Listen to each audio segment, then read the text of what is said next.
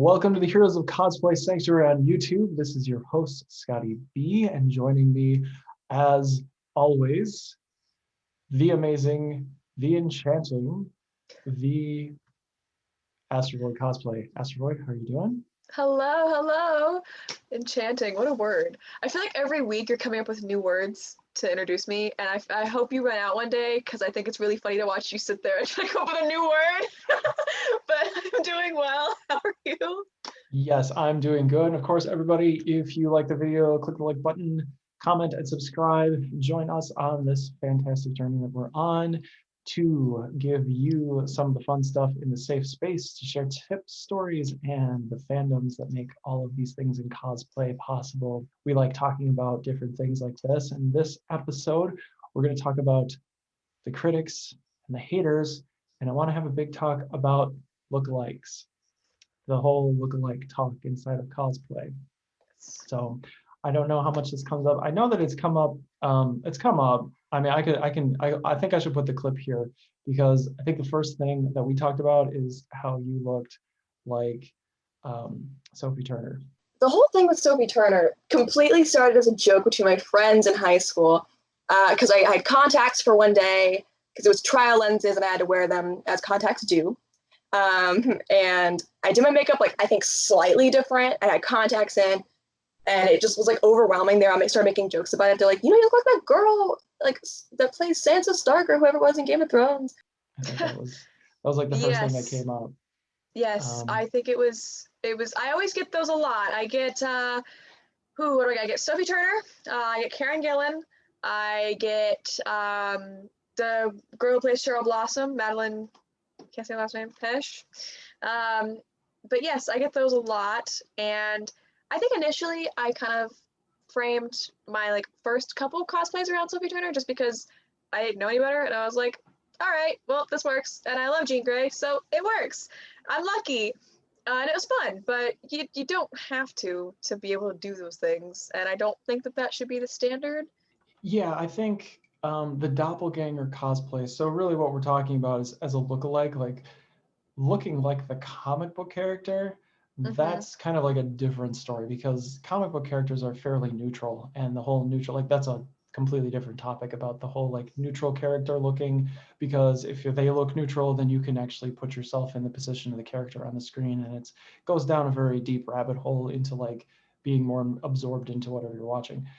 But what we mean with like the look-alike is that the cosplayer looks like the actor that portrays that character. So in the fandom, that would be, Cumberbatch looks like Benedict Cumberbatch.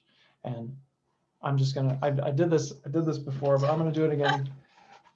Yes, just to I love him. Yes. I'm gonna plug plug the calendar. Cumberbatch. Yes, I'll just plug him, and we'll put this up on the screen. This is the Cumberbatch. This isn't Benedict Cumberbatch, ladies and gentlemen. This is Cumberbatch. He was on the show, and yes, he does remarkably resemble Benedict Cumberbatch, which was completely by accident. He really didn't think that he did until he tried it out.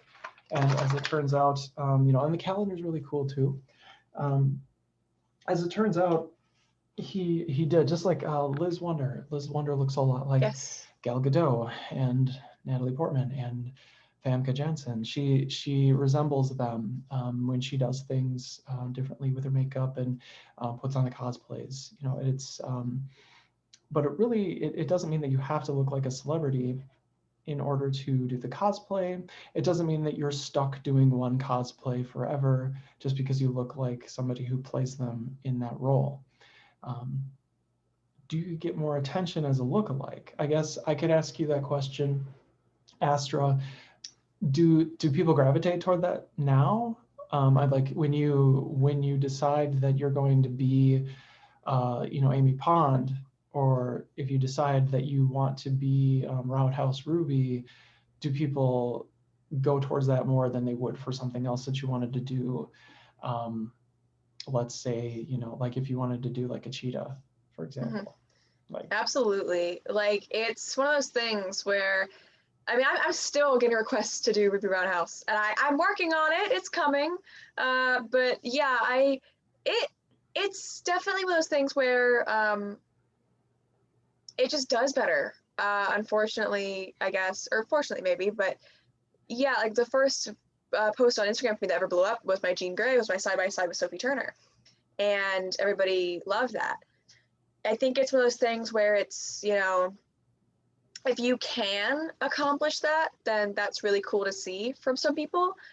But I think also that's a way to reach more people and to grow your audience. But the way that you, I think, keep people is by just being yourself and showing things that you're passionate about. So for instance, like my Jayla that I did for Star Trek, no, it didn't blow up, but the people who know me and the people who met me through the stuff that I did prior were really excited about it because they knew that I was really excited about it.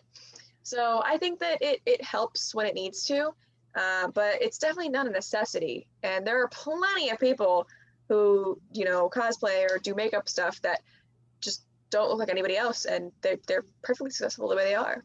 Yeah, I someday hope to be one of those people, because really the only characters that I look like would be like someone like Deadpool or like Dr. Fate or anybody wearing a helmet I would probably look like them in the cosplay. But other than that, I think I would be, I don't really find that I have like a likeness. Maybe I could do Cable. I feel a little bit like Cable, like if I just like didn't have my glasses on right now, like maybe I would look a little bit like him. But Yeah.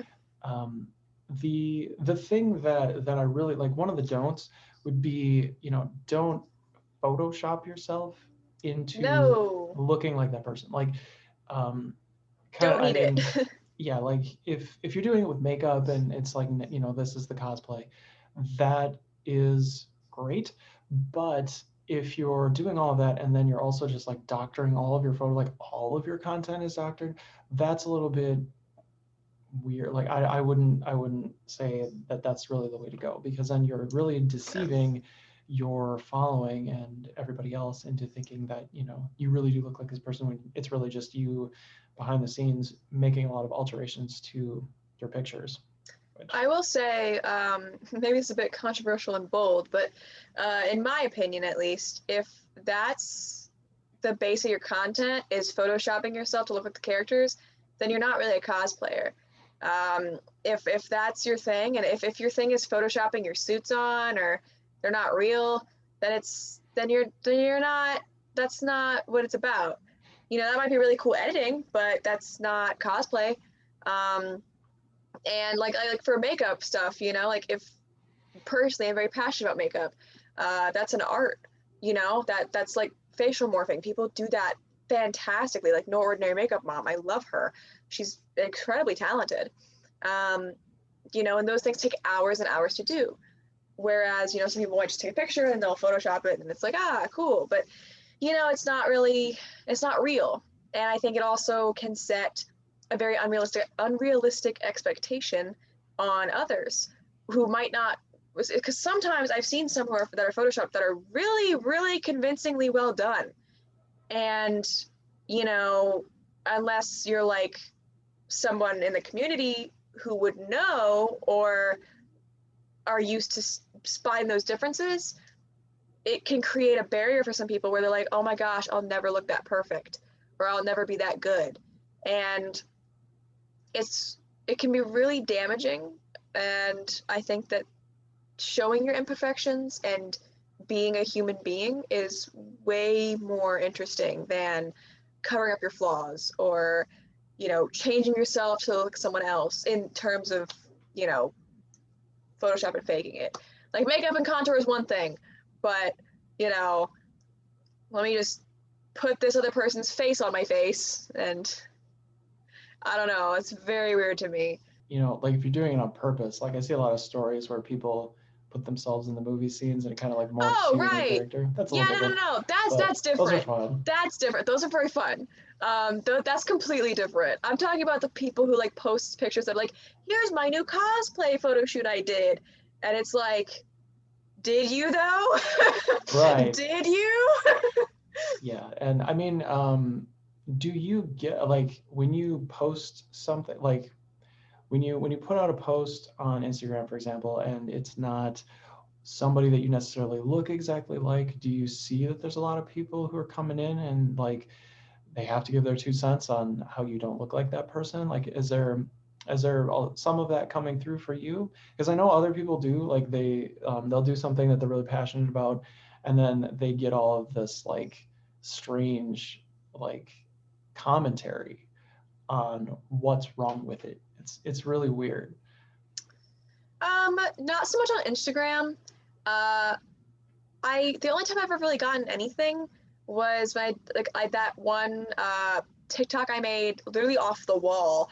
I was in my natural state of being, and my Supergirl suit came in, and I tried it on. I made a quick little video. It was goofy, and it blew up accidentally.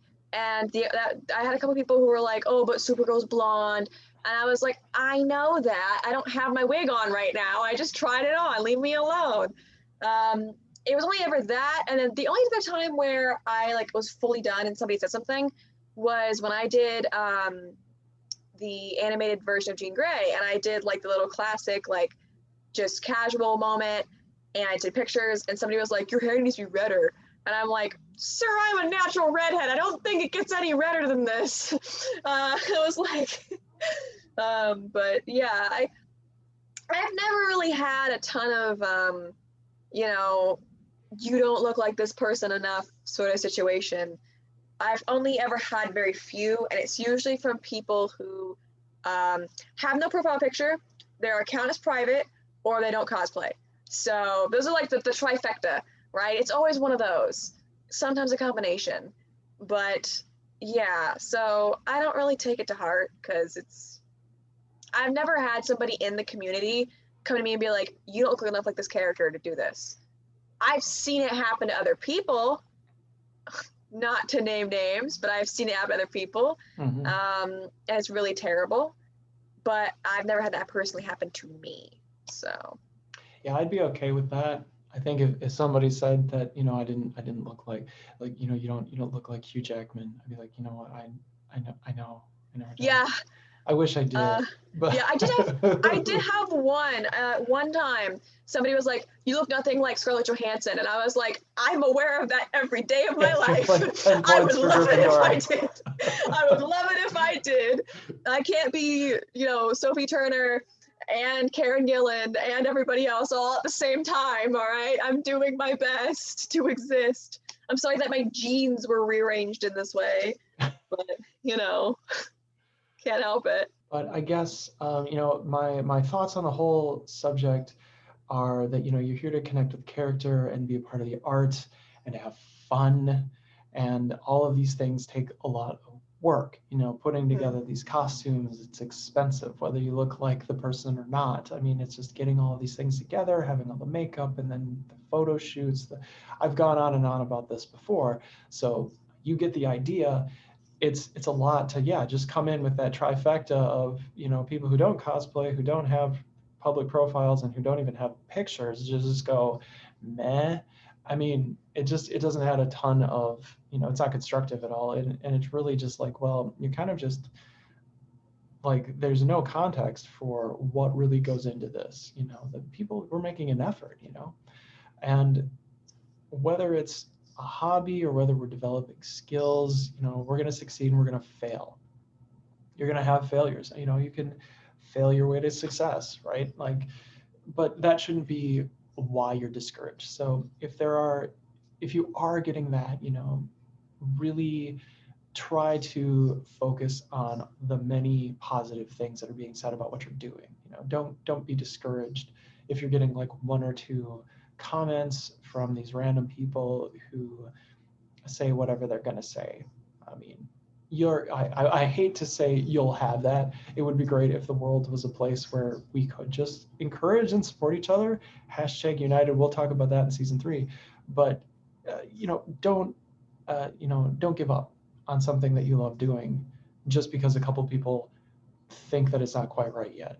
Yeah, absolutely. You know, I get asked a lot, like, how do you start cosplaying? And my answer is always the same. Pick a character that you love, something that you're passionate about, and just go for it.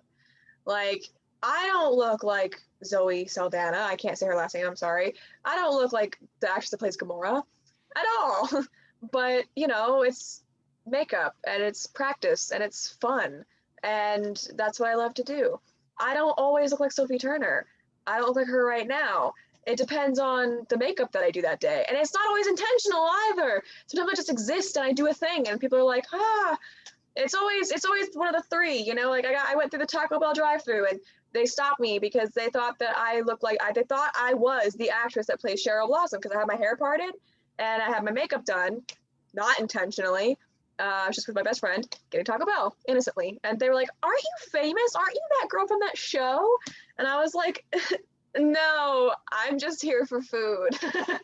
So don't let that, you know, stop you from doing what you love. And also don't let it force you to do something that you don't love either. Because I've gotten things a lot of the time where like, you look like so-and-so, you need to do this. And it's like, yeah, but I don't really like that. You know, personally, I'm not an anime person. It's just not my thing.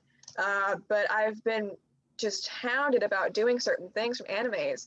And I'll probably never do it unless I start watching that thing, because that's just not who I am.